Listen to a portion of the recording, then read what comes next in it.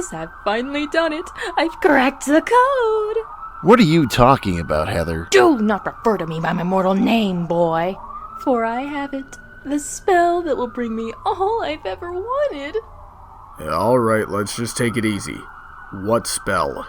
Well, to quote one lavender unicorn, I can turn a mare into a stallion. Or vice versa. I'm turning you into women. So, how's this? After I'm done, we'll all hang out at the spa and get hoofacures. As girlfriends. You've gone insane, woman. This is why you don't have any real friends. Oh no, please don't turn me into a girl. I couldn't handle being a sexy lady. Oh, come on. Where'd you learn to aim?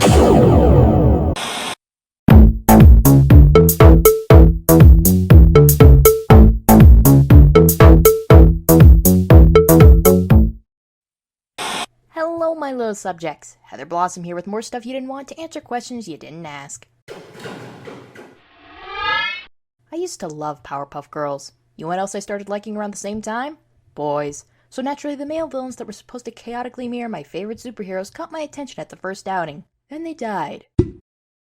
They come back 5 seasons later, so I guess it wasn't that bad. But where are my manners? That's a lot of info to dump on you without fully explaining who these boys are to begin with.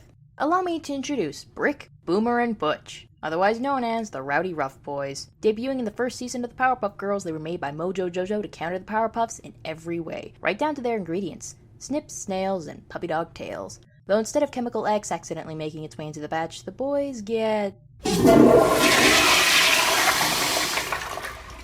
Well, I guess whatever works, right?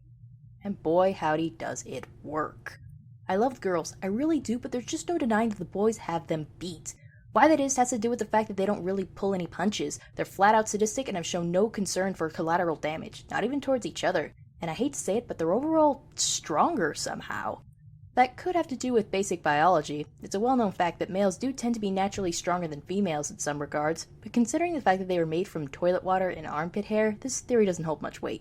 Now, the boys aren't invincible. They have many weaknesses, and the girls only have to exploit one to defeat them the first time. This weakness? A kiss. On the cheek. Then, well, you know. Cooties are real.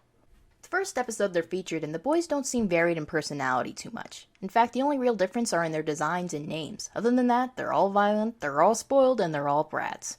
But that would change with their second coming. In fact, a lot would change. The biggest deal being that kisses are no longer an exploitable weakness. In fact, due to being resurrected by the villain him, a sweet touch from the Powerpuff Girls makes them grow in size and power. Am I the only one who thinks that might be an innuendo? Yes? Fine. Anyways, right from the get-go, we can tell our young boys have grown into their own supervillains. Brick is definitely the one out of his brothers to take the most initiative, making him the uncleared leader of this gang. He also appears to be the most intelligent. For however intelligent this trio can say to be, he's as violent and cocky as the worst of them, but I think he takes the cake in arrogance for this team. Then there's Butch, who was belligerent before but now stands as a Class A psychopath. He just keeps twitching like a freaking meth addict and going bananas at any word of excitement. Shockingly, he isn't considered the dumb one. Boomer is the dumb one. A dumb blonde. So much for not perpetuating stereotypes on this show. His lack of intellect, even among his brothers, puts him at the bottom of the food chain. He's the one given the toughest time on the team and lacks the common sense any villain should have. I just spent every penny of my hard-earned allowance to buy this candy. Cool! Jawbreaker! You called?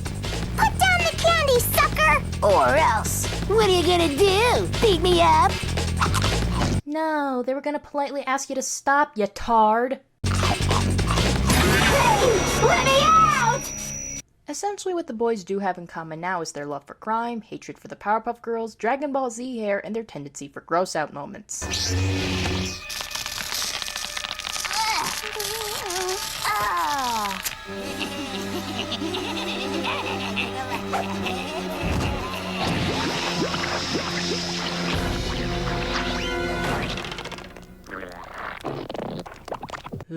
You know, when rewatching all their episodes, I can't believe all the gross-out moments I forgot about. Or, more likely, blocked out of my memory for good reason. Let's hope after this I can forget again.